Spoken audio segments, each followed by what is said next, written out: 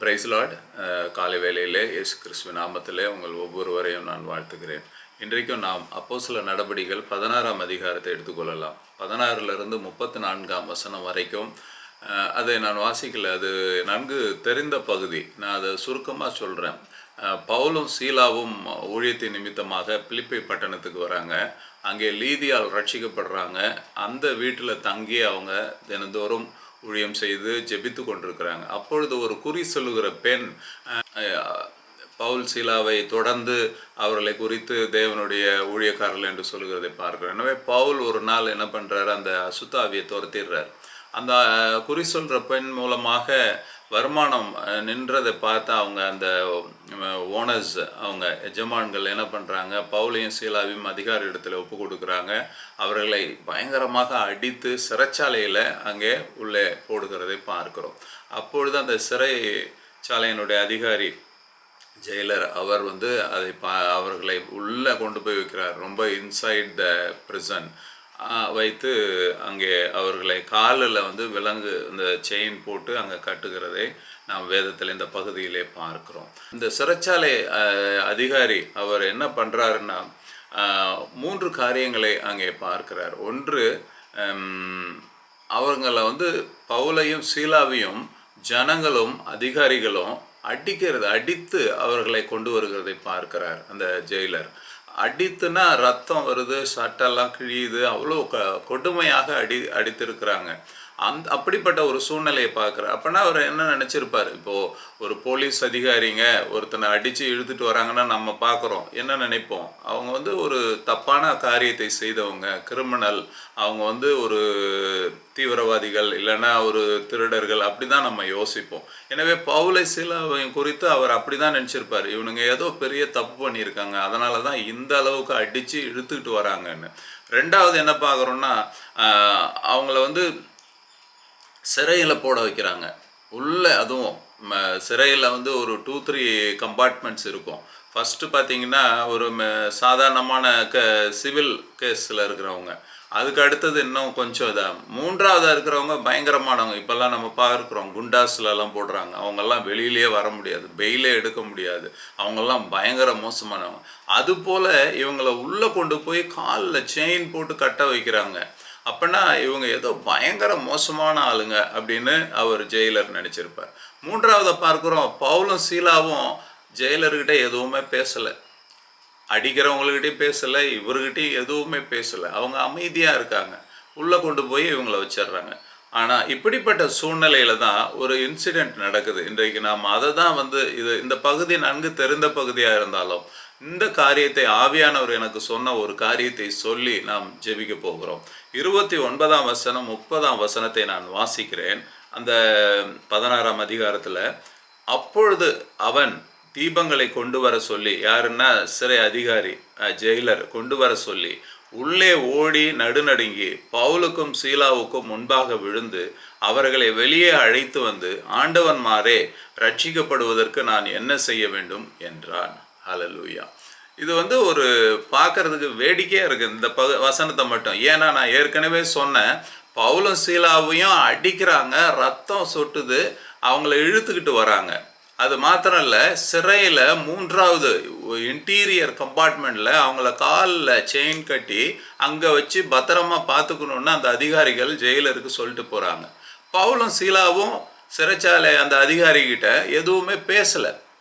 அவங்க எதுவும் சுவிசேஷம் சொல்லலை, எதுவுமே சொல்லலை.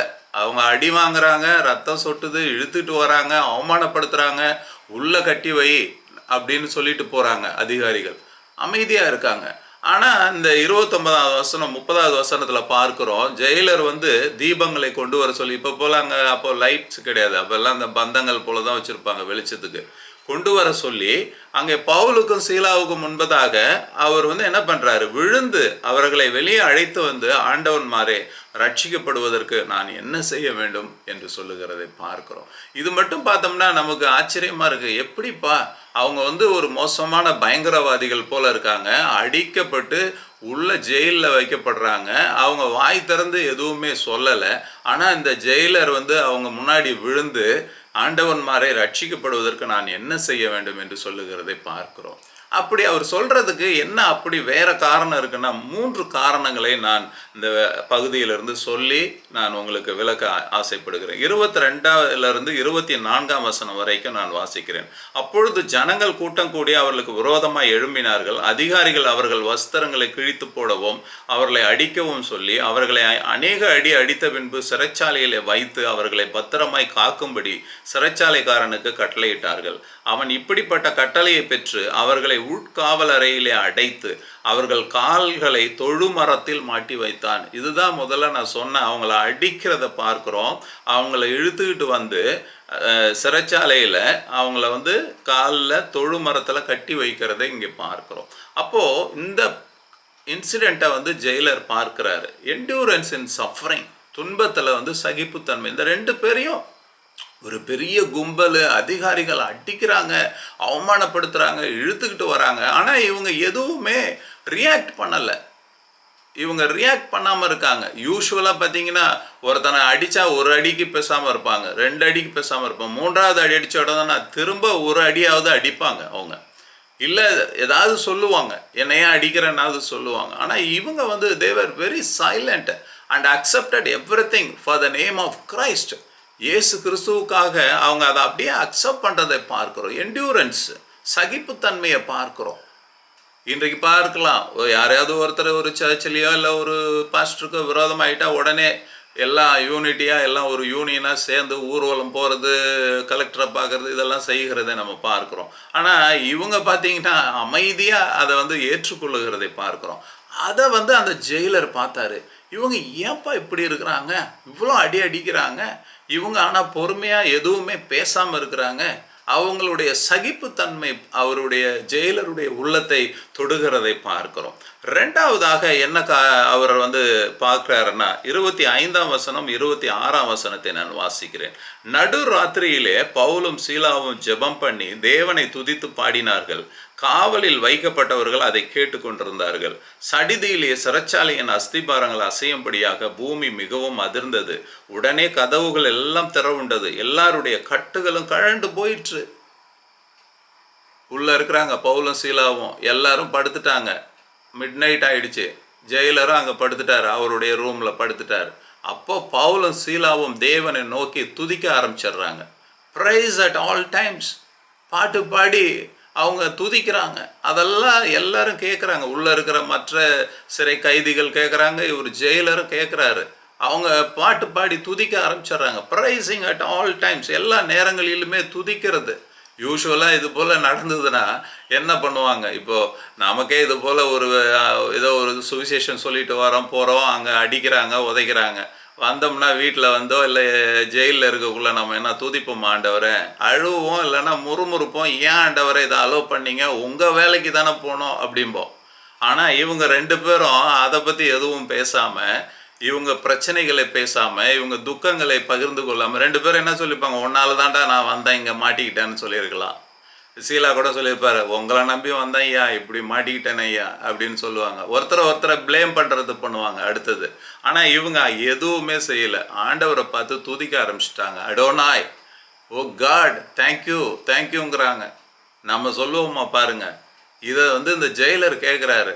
முதல்ல அடி உதைய அவங்க ஏற்றுக்கிறாங்க, அவங்க ரெபலியஸ் எதுவும் பண்ணலை. 2வது பார்த்தா துதிக்கிறாங்க.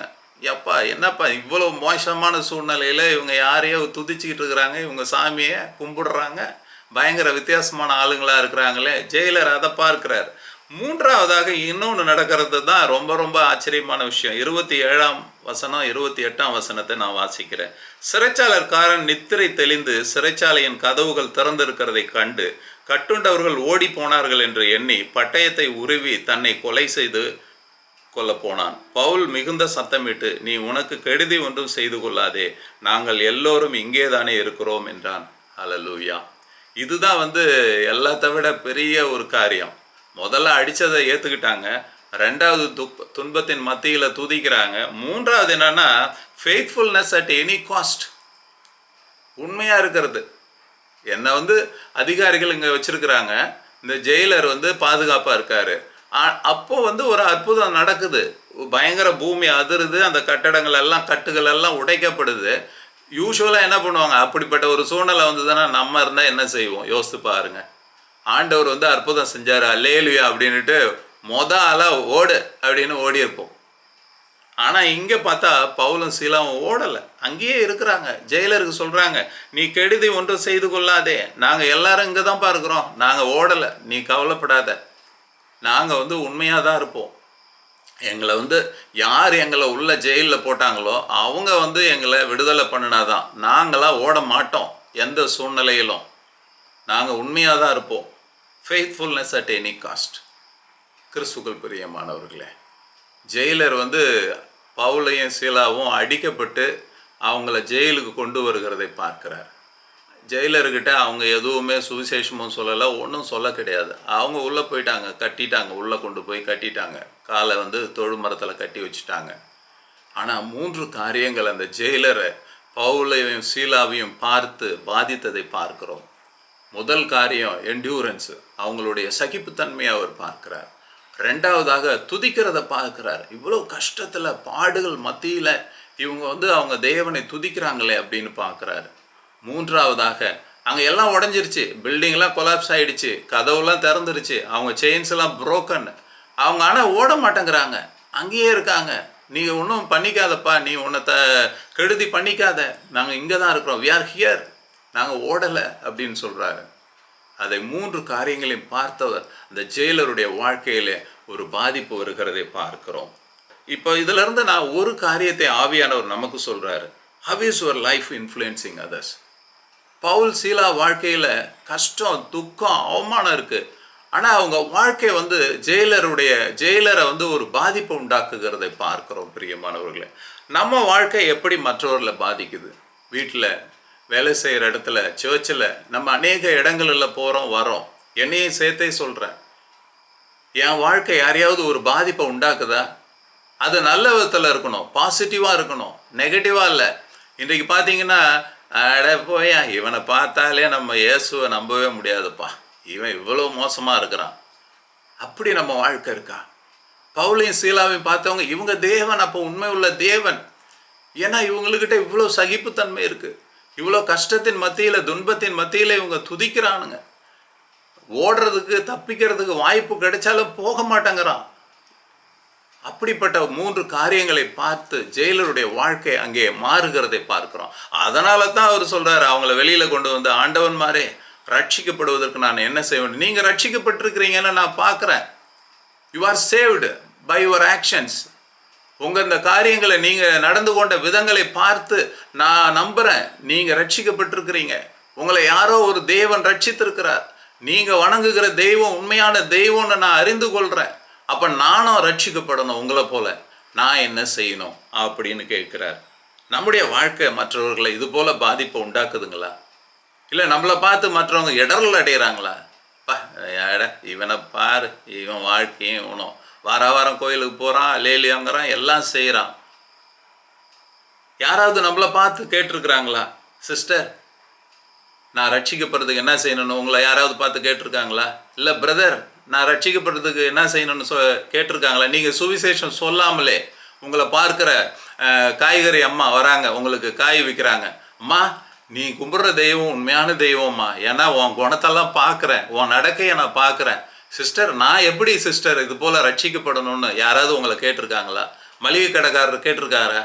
பால்காரர் கேட்டிருக்காரா? ஈபி ரீடிங் எடுக்க வர்றவர் உங்களை கேட்டிருக்காரா? நாம் சிந்திக்க வேண்டிய நேரங்க இது. பவுல் சீலாவும் அங்கே சுவிசேஷன் சொல்லலை, அவங்க ஒரு கைதிகளாக அங்கே அடைக்கப்படுறாங்க. ஆனால் அவங்க வாழ்க்கையை பார்த்து ஒரு ஷார்ட் டைமில், அதுவும் அவங்க வந்து 1 மாதம் 6 வருஷம் 1 வருஷம் அங்கே இருந்தது குறிப்பிடப்படலை. ஷார்ட் டைம் தான் இருந்திருக்கிறாங்க, அவங்க அந்த நைட்டு தான் இருந்திருக்கிறாங்க. ஆனால் ஜெயிலர் பார்க்கிறார், ஓ இவங்க வாழ்க்கையில் மாற்றம் இருக்குது, இவங்க வாழ்க்கை வித்தியாசமாக இருக்குது. அது வந்து that their life influenced him totally. அவங்க வாழ்க்கையில் இருக்கிற அந்த குணங்கள் வந்து ஜெயிலரை தொடுகிறதை பார்க்குறோம். ஜெயிலர் கேட்குறாரு, ஆண்டவன்மாரே நான் ரட்சிக்கப்படுவதற்கு என்ன செய்யணும்? என்னையும் உங்களையும் பார்த்து அப்படி யாராவது இது வரைக்கும் கேட்டிருக்காங்களா? இது வரைக்கும் கேட்கலன்னா இனிமேலாவது அது போல் கேட்கும்படி நம்முடைய வாழ்க்கை மாறணுங்க. பவுல் சீலா வாழ்க்கையை எப்படி ஆவியானவர் மாற்றினாரோ பரிசுத்த ஆவியானவர் நமக்கும் கொடுக்கப்பட்டிருக்கார். நம்முடைய வாழ்க்கை அப்படி மாறணும்னு ஆண்டவர் விரும்புகிறார். நம்ம போய் சுவிசேஷம் சொல்லணும்னு அல்ல, சுவிசேஷம் சொல்லி அடிக்கப்படுறதில்ல. அடிக்கப்படும் பொழுது அவங்க மற்றவங்க பார்த்து கேட்கணும், டாக்டர் அசோக் நான் ரட்சிக்கப்படுறதுக்கு என்ன செய்யணும், கீதா நான் ரட்சிக்கப்படுறதுக்கு என்ன செய்யணும், இப்படி யாராகிலும் நம்மளை கேட்குறாங்கன்னா தான் நம்முடைய வாழ்க்கை மாறி இருக்குன்னு அர்த்தம். இல்லைன்னா நம்ம அப்படியே வாழ்ந்து கொண்டிருக்கிறோன்னு அர்த்தம். நம்முடைய வாழ்க்கை யாரையுமே இன்ஃப்ளூயன்ஸ் பண்ணலைன்னு அர்த்தம். எந்த ஒரு பாதிப்பையும் உண்டாக்கலைன்னு அர்த்தம். பிரியமானவர்களே, இந்த காலை வேளையிலே ஆண்டவருடைய கரத்தில் ஒப்பு கொடுப்போம். ஆண்டவரே, பவுல் சீலா சிறைச்சாலையில் இருக்கும் பொழுது அந்த ஜெயிலர் போய் கேட்குறான், ஆண்டவன் மாரே நான் ரட்சிக்கப்படுறதுக்கு என்ன செய்யணும், நான் எத்தனையோ வருஷமாக உம்மை பின்பற்றுறேன், எத்தனையோ வருஷமாக நான் உமக்கு ஊழியம் செய்கிறேன், எத்தனையோ வருஷமாக நான் கிறிஸ்தவனை சுற்றிக்கிட்டு இருக்கிறேன், ஆனால் ஒருத்தர் கூட என்னை பார்த்து அது போல் கேட்கலையே, நான் தான் போய் கஷ்டப்படுறேன், இயேசுவனை நேசிக்கிறார் இயேசுவனை நேசிக்கிறார்னு சொல்ல பார்க்குறேன், ஆனால் அவங்க வாலண்டியராக வந்து பிரதர் நான் ரட்சிக்கப்படுறதுக்கு என்ன செய்யணும், சிஸ்டர் நான் ரட்சிக்கப்படுறது என்ன செய்யணும். ஆண்டவரே, அப்படிப்பட்ட ஒரு சூழ்நிலையை தாங்கப்பா, எங்களை மாற்றுங்க. கண்களை மூடி நாம் ஜெபிக்கலாம்.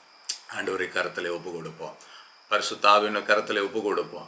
ஆண்டவரே, எங்கள் வாழ்க்கையை உங்களுடைய கரத்தில் ஒப்பு கொடுக்குறோம். ஆண்டவரே, எங்களுடைய வாழ்க்கையை மற்றவர்களை பாதிக்கணும், அது பாசிட்டிவாக பாதிக்கணும், அது ஒரு ரட்சிப்புக்கு எதுவாக மாறணும். அப்படிப்பட்ட நல்ல குணங்களை எங்களுக்கு தாங்க. ஆவியானவரே, ஒவ்வொருவரையும் உங்களுடைய கரத்தில் நான் ஒப்பு கொடுத்து ஜெபிக்கிறேன். என்னை ஒப்பு கொடுக்குறேனப்பா. என்னுடைய வாழ்க்கையில் அப்படிப்பட்ட ஒரு மாற்றத்தை கொடுங்க. வேலை செய்கிற இடத்துல வருகிறவங்க பேஷண்ட்டாக இருக்கலாம், ஸ்டாஃபாக இருக்கலாம், சார் நான் ரட்சிக்கப்படுறதுக்கு என்ன செய்யணும், டாக்டர் நான் ரட்சிக்கப்படுறதுக்கு என்ன செய்யணும், ஏன்னா உங்கள் வாழ்க்கையை நான் பார்க்குறேன், உங்கள் தேவன் தான் ஜீவனுள்ள தேவன், அப்படி சொல்லணும்ப்பா. இது வரைக்கும் யாரும் சொல்லலையா, இன்றைக்கு ஒப்பு கொடுப்போம். ஆண்டவரே, அப்படி மாற்றுங்கப்பா. டிரான்ஸ்ஃபார்ம் அவர் லைஃப் லார்ட். பவுல் சீலா வாழ்க்கையை பார்த்து எப்படி ஜெயிலர் ஆண்டவரே அந்த கேள்வியை கேட்டாரோ அதுபோல் எங்களை பார்த்து வந்து கேட்கணும். ஒவ்வொருத்தரையும் பார்த்து ஜனங்க கேட்கணும். நாங்கள் சந்திக்கிறவங்க யாரெல்லாம் நாங்கள் பார்க்குறோமோ இன் அவர் டெய்லி லைஃப், அவங்க வந்து கேட்கணும், பிரதர் நான் ரட்சிக்கப்படுறதுக்கு என்ன செய்யணும்னு. அப்படிப்பட்ட கிருபையை தாங்க சுவாமி. அன்பில் ஆண்டவரே, இந்த அருமையான காலை வேலைக்காய் நன்றி செலுத்துகிறோம். இணைப்பில் இருக்கிற ஒவ்வொருவருக்காக நான் ஜெபிக்கிறேன். ஒவ்வொருடைய வாழ்க்கையும் ஆண்டவரே நாங்கள் சிந்தித்தது போல மாற்றுங்கப்பா, மாற்றுங்கப்பா. எங்களை பார்க்குற ஜனங்கள் ஆண்டவரே ரட்சிக்கப்படுவதற்கு நாங்கள் என்ன செய்யணும்னு அவங்களே வந்து கேட்கணும் அப்பா, அவங்களே வந்து கேட்கணும். அப்படிப்பட்ட ஒரு அனுபவத்தை எங்களுக்கு தாங்க. அப்படின்னு செய்ய வல்லவரப்பா. எங்களுடைய எல்லா வேண்டாத காரியங்களை எடுத்து போடுங்க. நெகட்டிவ் எல்லா இன்ஃப்ளூயன்ஸையும் எடுத்து போடுங்கப்பா. எல்லாவற்றையும் எடுத்து போடுங்க சுவாமி. சகிப்புத்தன்மை எங்களுக்கு தாங்க ஆண்டவரே. எங்களுக்கு விரோதமாக காரியங்கள் வரும்பொழுது நாங்கள் அதை சகித்து கொள்ள கிருபை தாங்கப்பா. எந்த சூழ்நிலையில் நாங்கள் உண்மை துதிக்கிற பிள்ளைகளாக எங்களை மாற்றுங்க. பிரச்சனை இருக்கலாம், வியாதி இருக்கலாம், கடன் பிரச்சனை எதுவாக இருந்தாலும், நாங்கள் நினைத்த காரியங்கள் நடக்காமல் இருக்கலாம், துதிக்கிற பிள்ளைகளாக எங்களை மாற்றுங்க ஆண்டவரே. உண்மையுள்ள ஒரு வாழ்க்கையை தாங்க சுவாமி. ஆண்டவரே, நாங்கள் உலகத்தாரை போல தப்பான வழிகளிலே போகாமல் ஆண்டவரே நேர்மையாக நீதியாக வாழ எங்களுக்கு உதவி செய்யுங்க. அப்படிப்பட்ட கிருபைகளை நீ தருவதற்காய் ஸ்தோத்திரம். துதி கன மகிமையாவும் உமக்கே செலுத்துகிறோம். இயேசு கிறிஸ்துவின் நாமத்தில் ஜெபிக்கிறோம் பிதாவே. ஆமேன், ஆமேன்.